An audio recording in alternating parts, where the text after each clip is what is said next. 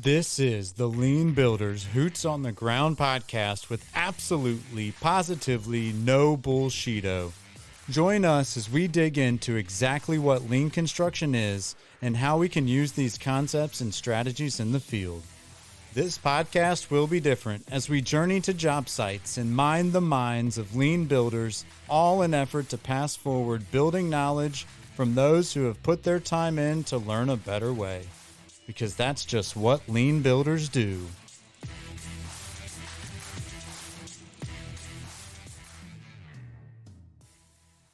What's up, y'all? Adam Hoots here, the lean builder, Hoots on the ground with no bullshito.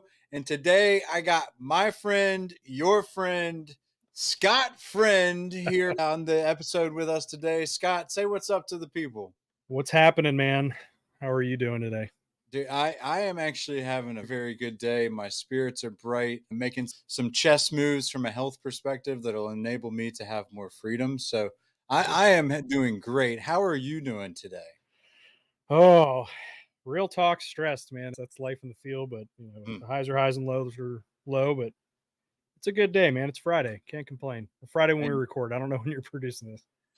hey, man, brother, we'll probably release it on a Friday as well. And I There you want go. to dig into some of those stresses a little bit. But before we do that, I just want to figure out, like, who are you, man? Who is Scott Friend? There's many layers of the onion to peel back. Originally from Kentucky, northern Kentucky, right around Cincinnati, Ohio. Joined the military when I was 17, went to boot camp at 18, did 7 years active duty. A majority of that time was as a CB, so that's a construction battalion. So that's Thank you where for I, your service. yeah, thanks, man. I actually know a couple other CBs, and they're bad dudes, man. Yeah, They're builders too, like straight up drop you off and you go and put a, yep, like, a whole base together. yep. Yeah. Yeah, so there's a bunch of different arms of it. I was a builder, so basically a carpenter, but we were multi-trade really because you had to do everything except for MEP. So you're doing the structure, you're doing concrete, tile work, all that stuff. So I had a quick introduction to the trades in that.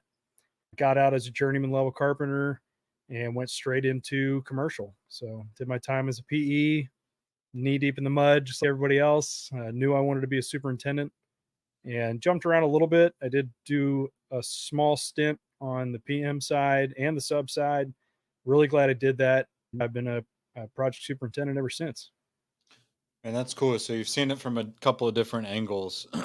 I'm really curious. How do you compare or contrast the building styles between building for the military and building in a commercial setting? When you got bombs flying in, OSHA doesn't matter. So I guess there's that. It's it depends on if you're on a deployment or if you're stateside building, because we're trained by residential code. I did a job at the Washington Naval Yard, and it was just like any other bathroom remodel you do in a maybe a multifamily or a home. But overseas, man, it's different because you use what you got, and it's not always pretty, but you make it work, make it safe. But I wouldn't say there's less of a focus on safety by any means.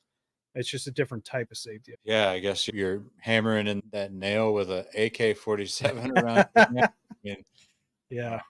total respect there. Again, I've got a couple of friends, actually old school superintendents that I worked with that were CBs, and it was funny because it was like C and then an actual B or something was the mascot or something, Yep. which super cool. Yep.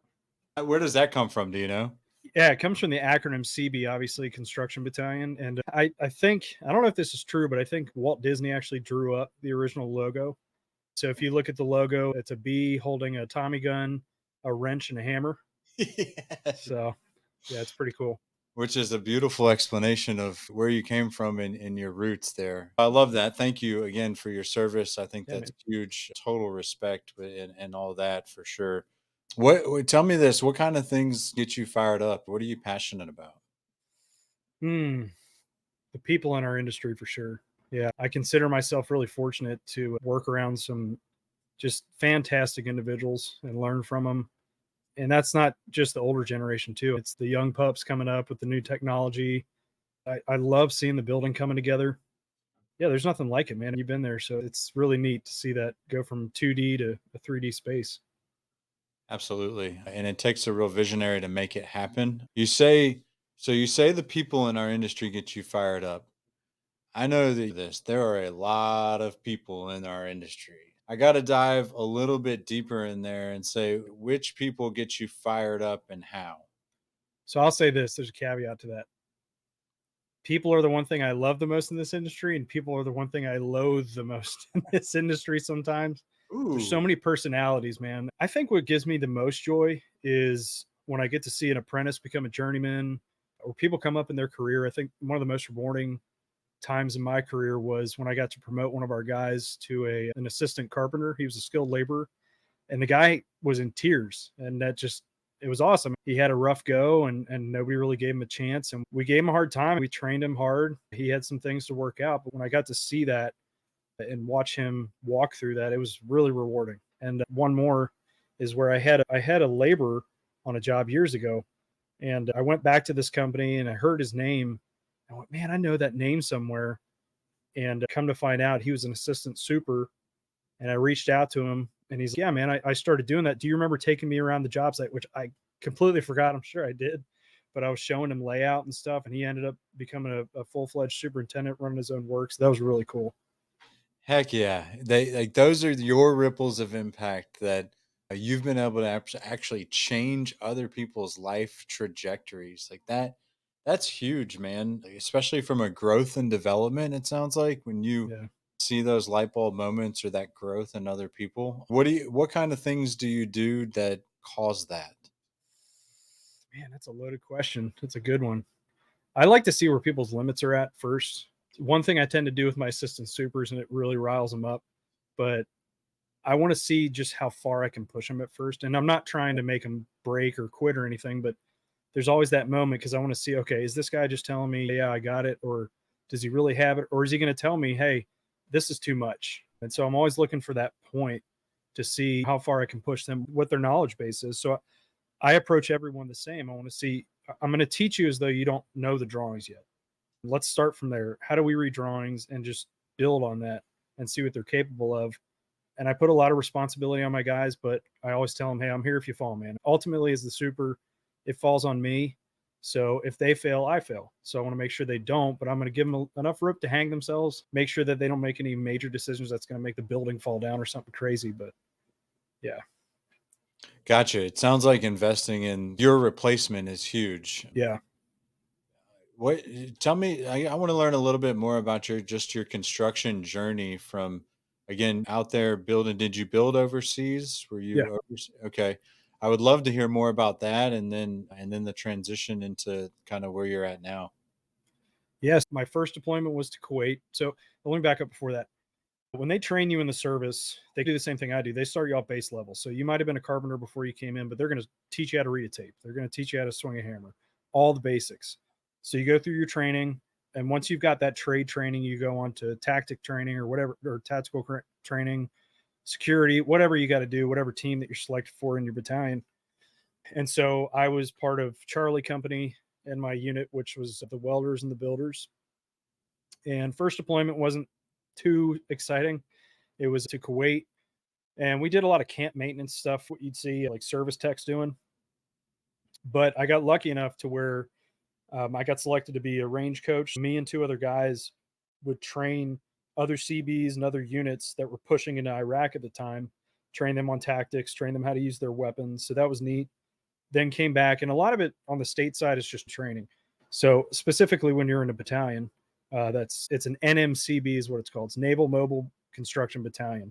So those are deployable units. So when you're on the rotation on in stateside, you're going to learn how to build a bridge, learn how to build certain types of enclosures like a bee hut or any number of things, man. It just the world's your oyster. You can go to specialized schools to get really involved and like basically learn how to build a house. So there's advanced schools you can go to. So I went through all this training and then I got selected. There was about a 30-man team from my unit that they called Task Force Sierra. And those individuals got split up and we got to support the special operations guys.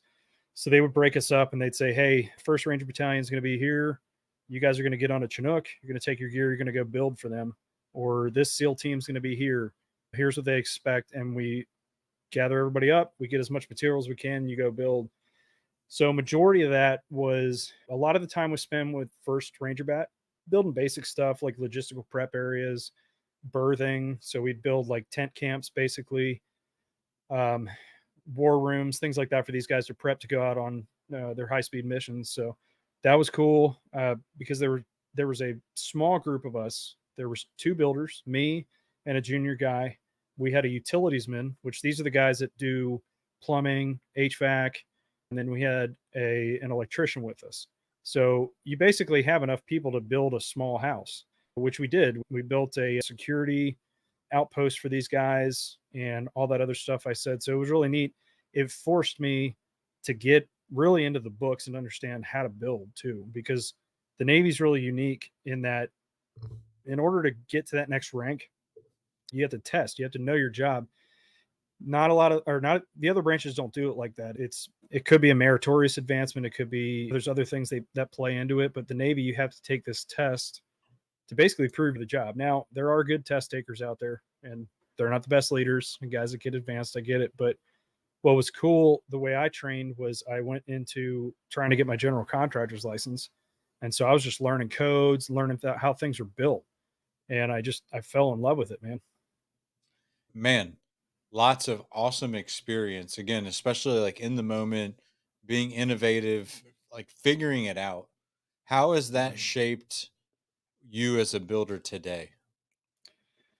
I think the biggest thing it did is nothing ever goes to plan, as bad as that sounds on a project. We all know that. You are 100% right. Yeah. Yeah, man, you're gonna have Variation a is real. primary, secondary, tertiary plan. It's, oh my gosh, nothing's working. But I think it helped, and I wasn't always like this, but I think it helped me understand, like, hey, look, I'm not getting bombs lobbed at us. We're probably not in that much danger. So I wasn't as stressed. So I think it helped me with my stress level. Not that I don't get stressed. I think we all do, but I think it helped put a lot into perspective to understand that, hey, the building's going to get built. Yeah, people are going to get frustrated or angry, but I don't have a unit coming in that has missions to fulfill that people's lives are in danger. Absolutely. And I heard you say you were stressed earlier. Are there bombs being thrown at you? I guess that No, was the question to you. are change orders considered bombs? How does that work? To an extent, maybe. Probably not Nah, as fatal. just that normal stress. I think we all feel it. We're doing a lot more with a lot less. It seems like the last few years. And I think a lot of what plays into that is just the lack of tradesmen out there now, the lack of quality tradesmen coming up. There's a lot of bottom feeders out there as far as companies go. People are, oh, I'll do that job for a month shorter than this guy. And you're like, dang, man. And if you want that work, you're not underbidding it, but man, you're killing yourself on schedule. So it just seems like we're delivering things a lot faster with a lot less support.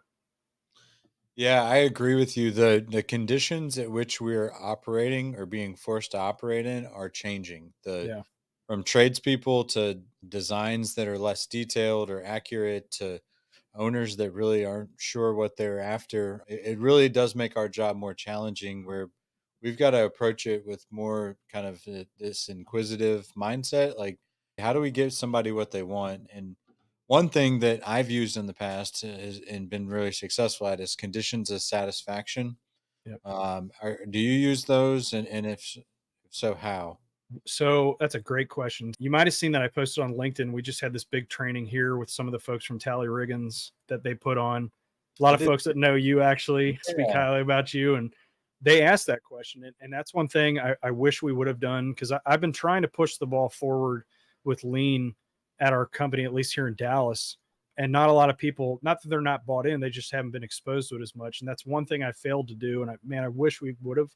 We kicked this job off in January and we did a pull plan, and it was so much fun because half the guys knew what they were doing. Half of them, it was like herding cats. You're like, let's do this as a team. And that's one thing I think we're definitely going to do on the next project once we wrap up. But no, we didn't really set that standard. And I think we should have, just to know, because when we're down in the dumps and we're stressed, what are we doing this for? What are we looking for? What's success to us look like? So no, we didn't do that. Gotcha. Even from just a personal clarity perspective, when you ask yourself those questions, like, what do I want? What do I really want? Things become crystal clear. And then to do that within a team setting, man, it can be so powerful. Now, how about this? Let me ask you again a little bit of a curveball question, but How do you establish trust on your job sites? Man, that is a curveball. Sorry. You're good. You're good. I don't know if there's no format or anything that we use really, at least within my team. The way that I establish trust is I give simple tasks to some of the new guys, and I want to see, hey, I need to trust you, but I guess I want to build that rapport with them. Are they asking me the right questions back? I get really worried when guys don't ask questions, if especially if it's a task they've never done, and I'm thinking, why aren't you writing anything down? Why aren't you asking questions? So it's not that I don't trust them as a person, but it's, hey, I got to verify a lot more until I build that trust in them. And I think I owe them that too, as far as if they're asking me for something.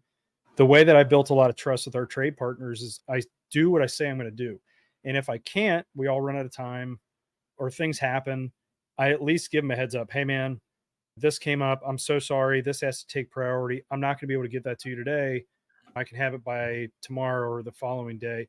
And it's crazy. And you've probably seen this too, but just doing your job at the minimum, like just doing your job, answering the phone, and doing the right thing goes so far because there's so many people out there that don't, and it's really sad. But I've said it before, you get these pats on the back when people are like, "Oh, great job." And you're like, "I am literally just doing what my job title says, but thank you." It's wild. Yeah, the bar is not very high. We'll just put it that way. Yeah. They say 3 out of 4 projects are over budget and past schedule, Yeah. which is a I wouldn't be shame when surprised. you really think about that. The bar is really low, and if you're just doing your job, that's what lean builders do. I guess I hate to say it that way, but Yeah. like we're actually out there proactively looking for roadblocks and curing roadblocks and owning mistakes and making things as right as we possibly can in the moment. That's what lean builders do. And so tell me about some things like what would you say you're doing that you would consider lean construction on your projects? Ask Joe Donnarumma. He's been out there, Right. man. It's I took the book and I literally implemented everything I possibly could. So as Lean a builder general book. yep, the Lean Builder book. Yep. I got it sitting on my desk. I've got copies for my guys. We're fortunate. So as a company, we typically don't do really large work. We do a lot of high end finishes, which I went to one of Keon and Joe's classes, and that was the one thing I wanted to get out of it was, hey, how do we implement this into tenant fit out and tenant and interior projects? Because it's tough, but we start with the basics. We did the daily huddles. And even if that's all we're doing, it was getting the conversation flowing. The job I'm on now, though, I've been fortunate enough that I have a big meeting room. I was able to give the trades all their own rooms. And so we've got the boards everywhere. I've even got Elmo hanging up in the corner. So we just started with the daily huddle. It was really neat when I got to see the guys that were there first, the electricians doing the make safe, the demo guys, the framers, like my core group of guys that were there. And I would feed them these bite-sized chunks of, hey, this is how we're going to do this. And it was cool to see when the other trades started coming in. The guys already knew how to do it. They're teaching the other trades how to do it. They're holding them accountable when they're late for meetings. We're not the best at keeping the meetings to 15 minutes all the time because people want to talk. We want to discuss items. And that's fine with me too. But yeah, I also don't shoot down any new ideas that my guys have. Hey, like one of my guys said, I'm going to build a project board. He put it on casters. He built this project board that had the safety rules on it, the schedule on it, even the weekly weather. Don't know why he did that, but he felt it was applicable. I said, that's fine, man. I'm never going to shoot you down. And the guys liked it. It was this full exposure of, hey, we want everybody to know what the schedule is. We're not trying to hide this behind closed doors. We want all the guys to see the 3 week look ahead. So even that labor that it's his first week on the job, he can see, oh, that's why we're doing this. That's why they're pushing us so hard in this area. I love that. Encourage innovation on the jobs. Like you said, I'm not going to stop you from being like, if you want to put weather up there, sure, man, go ahead. That's if that's important to you, then let's make it happen. I think we can do a lot better of a job on project sites of innovations. And it's literally all you have to do, people, is put a whiteboard on the wall and say, this is my innovation board. And I That's actually it. little trick of the trade here on my job sites. The job site always has a TV or two Yeah. And the superintendent, Scott, I know you have probably a whole garage full of job site TVs, but the superintendent always ends up with the TV at the end of it, or the PM or somebody on the job site.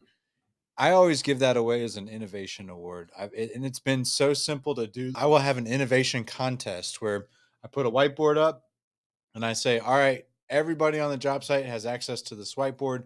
If you have an idea to make us better, faster, smoother, with more quality, come and write it on this board. And the winner gets the TV. And man, I'll tell you what, you get some pretty out there ideas, but you also get some ideas that are worth trying and could actually speed up and honestly save more money than what that TV cost you. So, just again, a little trick of the trade. I don't know if you have that situation or if any of our listeners are in that situation, but if you can just hang a board, call it the innovation board, and have an innovation contest on your job site, it allows people to start thinking outside the box and using their brains instead of just their bodies. Yeah. No, we're not doing anything like that, but I like that a lot. One thing we have done is, so are you familiar with military challenge coins? I am, yes. I have a Henry So Phelps one here close. Yeah. we, the past few jobs, I've had challenge coins made for the job. And so I'll work with the marketing department and we'll integrate like the company name, the client name, the project. I'll have to send you a picture of the one we got on this job. It has the customer on one side, and then on the other side, it's got the city of Dallas skyline. We integrated the Texas flag into it. Hey, But what we do is all the clients and all the foremen, all the leads get that, all the superintendents. But for the workforce, so when I got 100 guys running around, what we like to do during our safety meetings on Tuesday morning is we'll recognize one of them and call them up in front of everybody. This is voted by their peers. Their peers think that this is a rock star. So I personally will call them up and congratulate. So, and the official way to do it is you hold the coin in your hand, you give them a handshake. But the rule is, at least for us, if you if I challenge you and you don't have your coin on you, I always have mine in my vest, and I tell them you might want to do that because if they don't have it, they have to give the safety talk the next week, and if they don't do it, their boss has to do it. So it's just a fun way to encourage people and get the motivation up and raise the morale, and they get to keep the coin. So we'll buy a couple hundred each job, make sure the client and everybody has one. Just this little memento from the project. dude, that's incredible. What I love the addition of, hey, you're doing the safety talk if you don't have it on you. How Yeah, many people have you caught so far? man. In the last 5 years, only one guy. Oh, There was wow. only, and the funny thing was he didn't want to do it, and I'm calling your boss. He's gonna have to do it. Okay, call him. I don't care because the guy was so scared of public speaking. Oh, wow. Yeah, we get that a lot, man, because we don't enable it. Like, we don't Yep.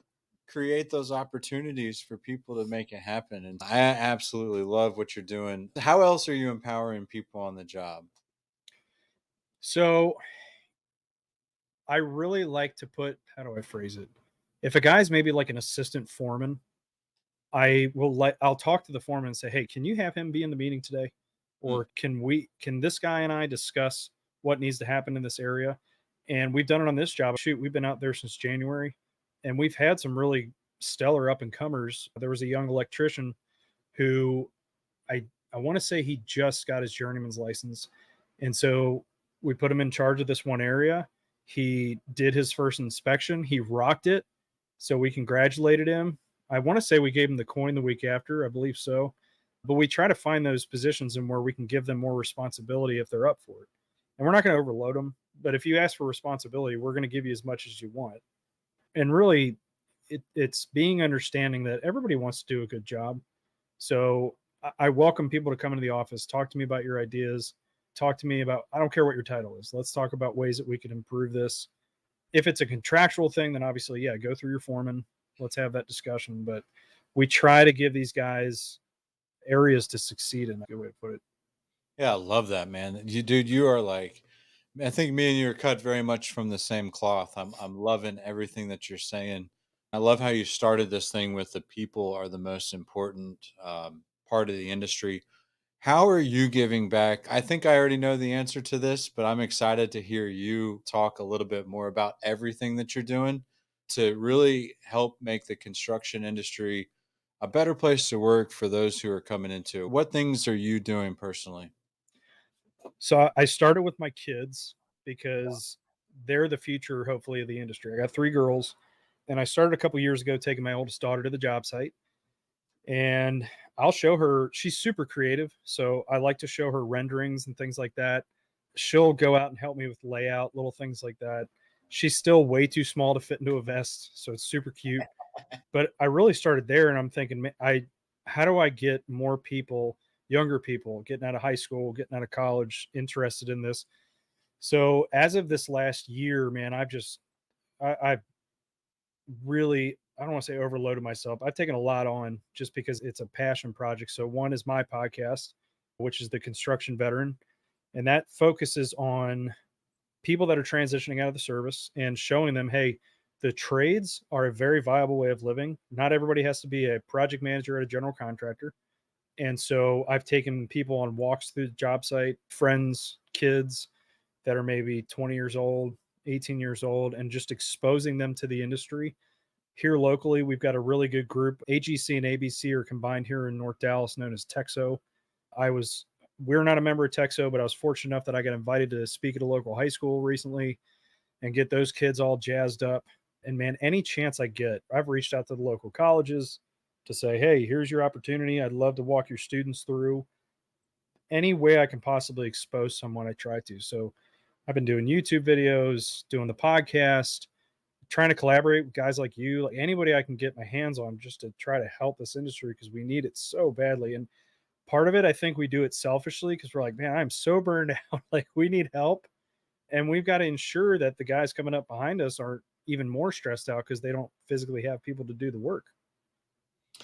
Yeah, so applaud that. Super awesome. I love the podcast too. Listening to other veterans who are out there who have really experienced that transition, I think can be huge in giving people a vision and mission to move forward.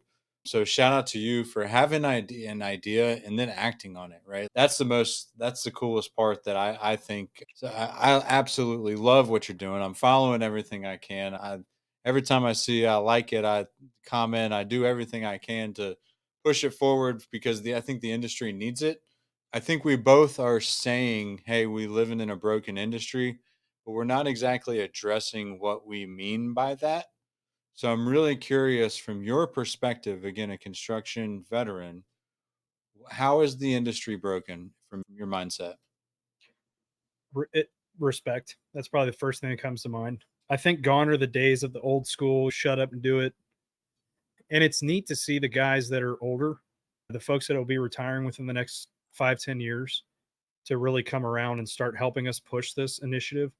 But yeah, I think it's just that community. And I think it's broken from a mental health aspect, which I definitely have seen, at least the companies I've been at. I can't speak for the whole industry, but I think that's improved greatly. You're not seen as weak anymore if you're like, I'm burned out.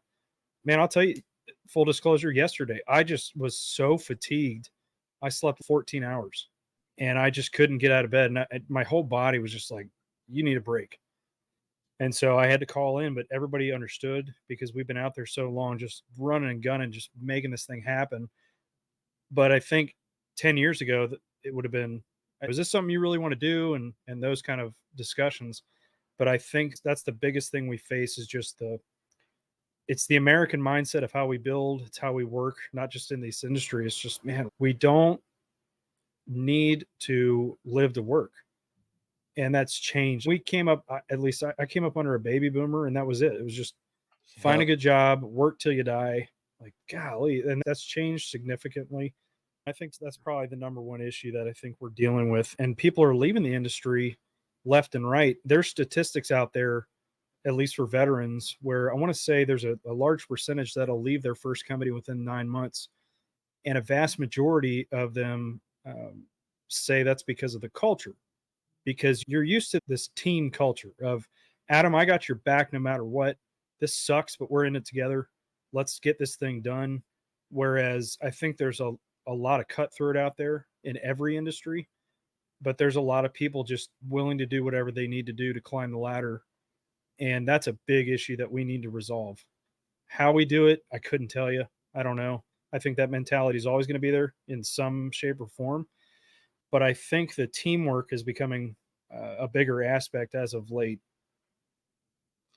Yeah, I've seen statistics that say 5 to 1 people are leaving or dying to entering the trades at a rate of 5 to 1. It's Some wild. people say 7 to 1. Yeah. Yeah, can you just imagine in 5, 10 years where we're going to be if we continue at that pace? It's going to be an interesting world where plumbers are making as much as doctors, and we're Man, not we're far getting there. now. Yeah. We're getting there. And that's another thing I wanted to mention too is salaries. That's changing significantly. Hmm. Whereas 20 years ago, not even 20 years ago, 10, 15 years ago, like tech was the big push. Now everybody's in tech. So now we need the trades. And it's nothing against the tech guys, but it's this we flooded the market with folks getting a lot of degrees that have nothing applicable to what they're doing. And we've left behind the trades. Man, learn a trade just to take care of your own house. Just have a skill. But some of these plumbers, and I know you're a plumber by trade, man, some of these plumbers are making twice what I make. It's Right. insane. Yeah. And I'm going, man, I chose the wrong trade. But it's wild and they deserve it. These guys are up to their waists in mud and working their tails off. They're building America. And I feel like finally the pay scale's starting to catch up to that. And guys and girls have wised up to that too, because I really don't I don't think these days are gone, but you really don't see people staying at companies for 10, 20, 30 years anymore. And I think that's because a lot of people have wised up to their own worth. And I really don't think that's an arrogance thing. I think it's a good for them. They know what they're worth, they deserve it. And I always encourage people, hey, if you think you're not getting paid what you're worth, or you're not in the position you want to be in, have that conversation first with your supervisors. But if it's a you're shot down, then you might need to do what's best for you and your family. So the flip side to that are there are a lot of people of, oh, there's no team players anymore. And I want to encourage those people. Have you really built a team? Would they be leaving if you really had a team? Yep. Yeah, it's looking internal first, I think is what you're hinting at. You sound super busy as of recent, which I think a lot of us can relate to, and good for you. I think that's just what lean builders do, right? Yep. Especially lean builders who are trying to affect the industry coming up. How do you take care of yourself? What things do you do to make sure that you, Scott friend, are your own friend? So I love to fish. I love to hunt when I can.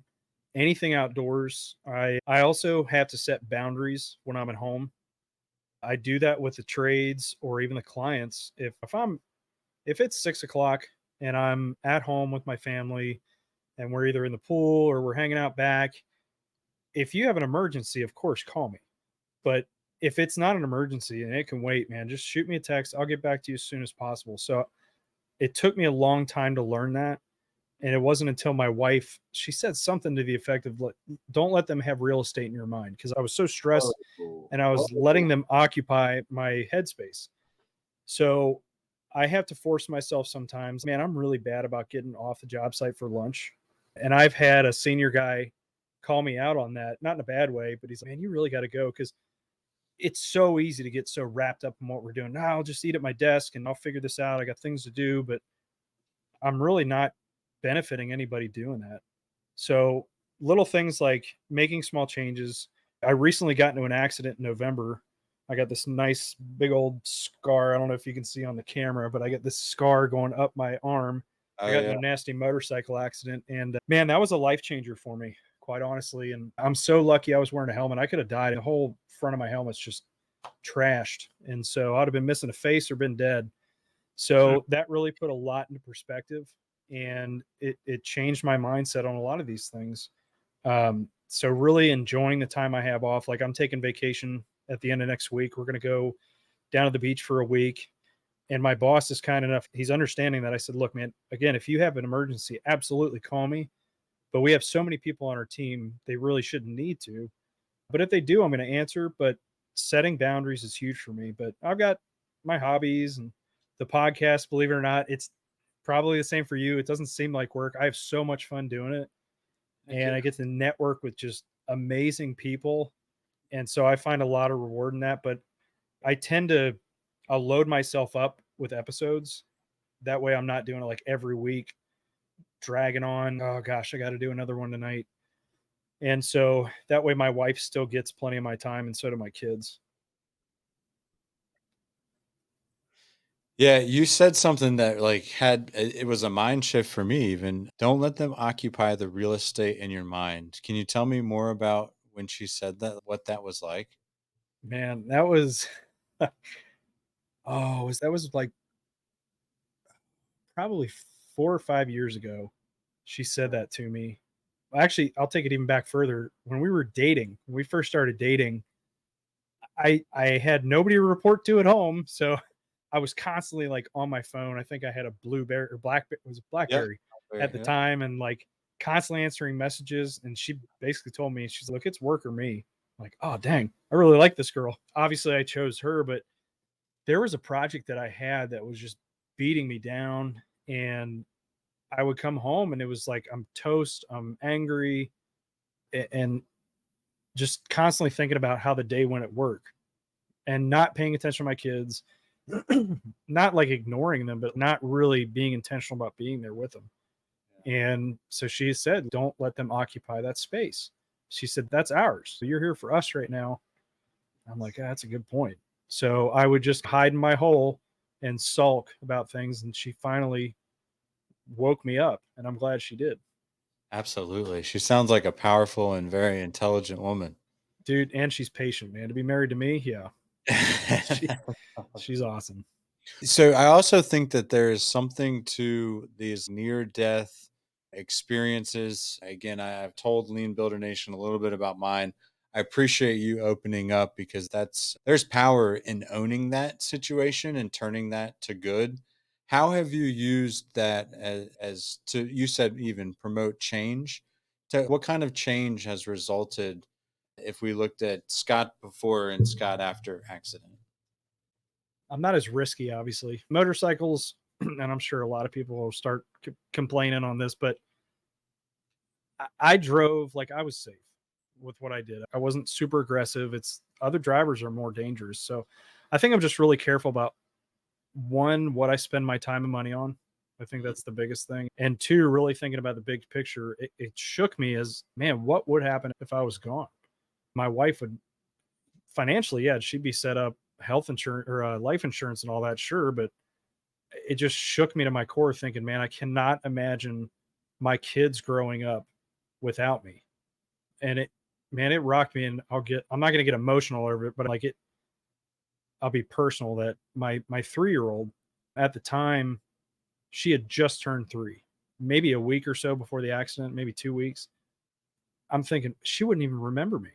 Mm. Would my now 6 year old, would she remember me? And it made me really put into perspective. Do I take too many chances in life as a whole on the job site? Not that I was cutting corners or anything, but am I doing any other unsafe activities? And really just thinking about them before myself. Now, I always said I did, but was I really doing that? Was I really taking them into account?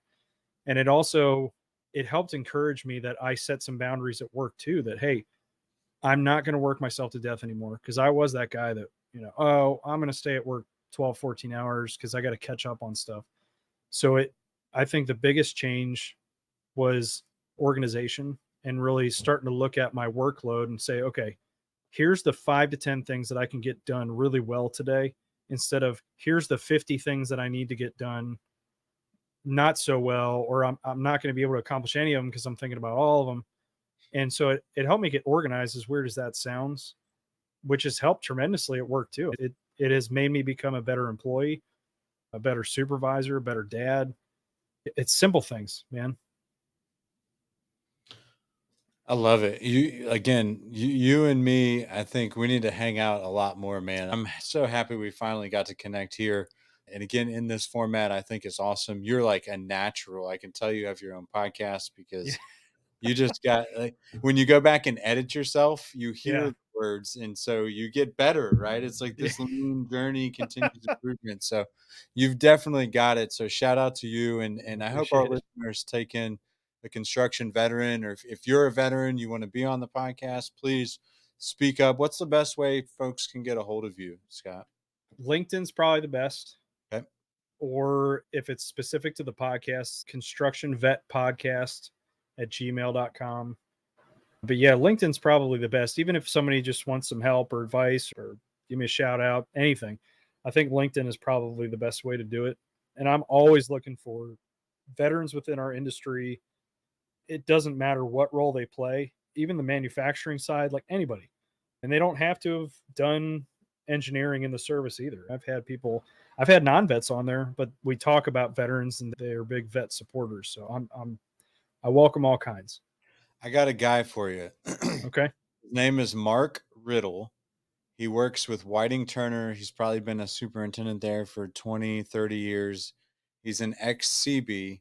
Yeah, he's got some crazy stories. I think he may have been in Vietnam and married a Vietnamese gal who he's still with to today. And this guy, he's country boy. He's from Hickory, North Carolina. So let me Nice. warn you there. But he is like one of the best builders, straight up carpenter, CB I love this guy. So I'm gonna make an introduction as soon as we get off here to Sure. Mark Riddle, my buddy. I would love to see him on your podcast. He's not really a podcast guy, but maybe we could hoodwink him into doing it. What do you Yeah. think? Open invitation, Mark. Come on, man.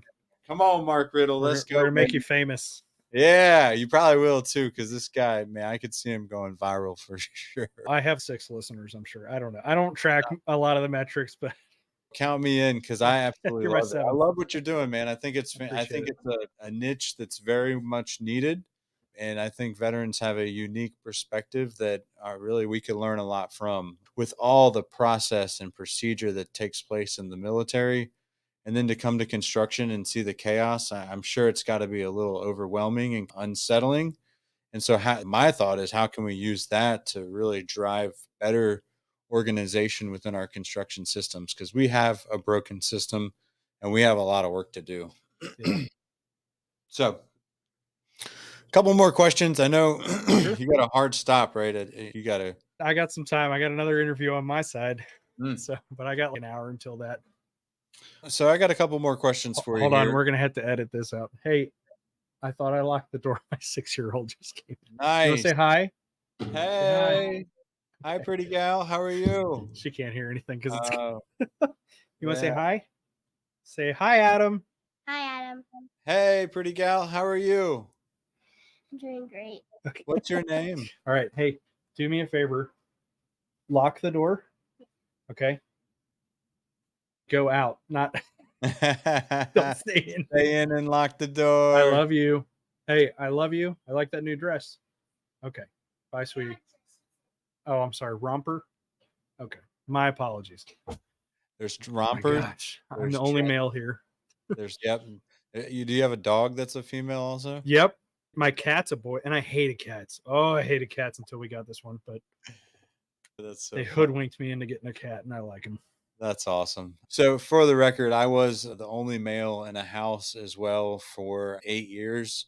And then we had my son, and I still feel like I'm the only male because he and I don't talk. They run the house, they talk, they do it all. We just roll with the punches, baby. That's how it Just do what is. I'm told. Yep. Amen, brother. Total respect there. Hashtag girl dad, right? Yes, sir. That's super cool, man. I don't know if I'm going to be able to edit that out. Oh, that's fine. I don't care. If you don't, that's fine with me. So yeah, so a couple more questions for you here. Sure. And I ask this a lot because I've been very vocal with the ones that bother me. But what's a word or phrase that drives you nuts? Oh, man. Where do I begin with that one? There's a few. Okay. That's above my pay grade. That's one that really bothers me. Or that's not my job. Same thing, same concept. I cannot stand that. Yep. Man, a word. I don't know if there's a word, but yeah, I think specific phrases of shirking off any kind of responsibility that takes you out of the team player aspect.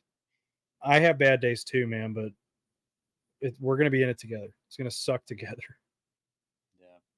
Is there a position where you would ever use that phrase? That's above my pay grade. Yeah. I don't think so. In a PC way, maybe if there's something that's an executive call, but I don't think I would say it flippantly or in that manner. Gotcha. What's What yours? I'm curious. mine Yeah. is culture. I hate the word culture. That word gets dropped around so much. Yep. And I think people have this misconception that the word culture means we have beer in the fridge and we have ping pong and we Pizza get along. parties. Yeah, That improves everything, man. yeah. Oh, As long as the superintendent and project manager are the ones making the pizza, it really yeah. does. Don't worry about your raise. I got you an extra large pizza. How about that? Yeah, you can shove it, right? I don't want your pizza pie. I think, man, lean was a nasty term for a while too. And I think Yeah, I did one of the interviews on the blog, and I really believe that in the next decade or so, that it's just going to be the way we do things. Maybe not the next decade. I hope so, but I don't think it's just going to be that's the lean way of doing things. I hope and pray that's just what the industry does. that's How we're just doing things and how efficient we are, how we treat people, that just becomes the norm. And I think that will be the impetus to get more people in because they'll go, I want some of that. absolutely. I'm totally on board with that. I don't care if we call it lean. In fact, that's why we wrote the Old Dog Lean Thesaurus, Buddy Brumley and I. Is like there's hundreds of thousands of builders out there who are building lean and they're not calling it that. And Right. guess what? The lean police are not going to arrest them, right? That's okay to Right. just respect the worker on the job and go to him and get to know him or her and say, how can we do this better? Or what did you do on your last job that we're not doing on this job? Like, that's another awesome question to hit a tradesperson with. And holy cow, it unlocks the world. And guess what? You don't have to call it lean. Be better tomorrow than you were today. And are you better Yeah. today than you were yesterday? That's the real measure of lean on a project site. So thank you for not letting us lose sight of that. Yeah. I don't really care what you call it, but just don't say culture, right? Because Yeah. it's an outcome. Tell me what you're doing to influence the culture, and then I'll tell you how important that word is. That's the first thing I'm going to tell you or say to you when I meet you in person, right? So, how's your culture, Adam? Oh man, and I'll probably talk about my blood cultures with my kidney transplant. Jen Lacey does that to me, and That's yeah, Marsha Brady, I Mhm. forget what she says, but I always go culture, Marsha. Oh my gosh, it makes me sick to my stomach. Again, I know how important and powerful that word is, but it's a measurement, it's an outcome, it's something that comes after what we're doing. And so, talk to me about what you're doing to influence the culture. And again, if it's beer and ping pong and smiley, like sitting around trees, yeah. If it's collaboration and visualizing our work and holding one another accountable and getting shit done, man, that's a culture. Like that's a lean builder culture and or good builder culture, as to your point earlier. Yeah, I think family is another word too that people throw around, and Yeah. you hear it every job interview. Oh, we're like a family here, and I'm glad that the folks I'm with now, they didn't have to say that to convince me, but we fight like family and we make up like family. We love each other, but you're going to hear a piece of my mind if we disagree and vice versa, but we support each other anyway, and that's our culture. We we have those in place without having to say it. I think that's what I like. That's awesome. So I look forward to your harassment, but also I want you to take this thing anywhere you want to go. What is your message to the world? What's next for Scott Friend, and how can I serve you? Ooh, so what's next? So I'm currently starting a nonprofit with a couple good buddies of mine, and it's specific for veterans and first responders. And we will be submitting paperwork here within the next couple of weeks to the state. We're hoping by the end of the year that it's official. And right now, it's very basic level. What we hope to eventually have is a retreat area or space for vets to go get away with them and their families. We may have programs, we're not sure, but right now it's just taking guys out on hunting and fishing trips, which are totally donated. So if anybody's out there who knows someone who's a hunting and fishing guide or willing to donate their space, hopefully within the Dallas Fort Worth area, we'd like to keep it within a couple hours there. That's really what we're aiming for, but I'm really motivated to keep doing that. I just made the podcast an official business as well. Um, the only reason I did that was because people said they would donate, and I'm like, I need to provide them an invoice. Yeah, and then I don't know, man. Just keep doing great things in the industry. I'm really looking forward to being a better dad, being a better husband. That's something I've really focused on since the accident. Just trying to be the best Scott I can be for them first and foremost. Because when I retire, they're going to be there at the end of the day, and they're my biggest support group. Yeah, Man, I don't know. I have good friends that call me the roller coaster because I get really excited about one thing. I'm like, all right, I accomplished that. Let's do the next thing. And there's just such a wonderful life out there to live. And we don't know how many days we have left. So I'm going to do my darndest to enjoy every minute of it and try to help others along the way. Sounds like you're killing it, man. And I look forward to supporting you in every single way. You don't hesitate to ask whatever it is. I'm here for you, my man. Appreciate that. Yeah, amen, dude. You are crushing it. I'm super proud of you. And I know you are serving an industry that needs right now. Yes, applauds to you and what you're doing, your efforts. Thanks, man. Awesome. Thank you for coming on. Thank you for killing it. What else? Do you have anything else before I cut the recording? Is this where I say hi, Mom? Yeah. No, man, I appreciate it, Adam, and I'm glad we finally got to link up.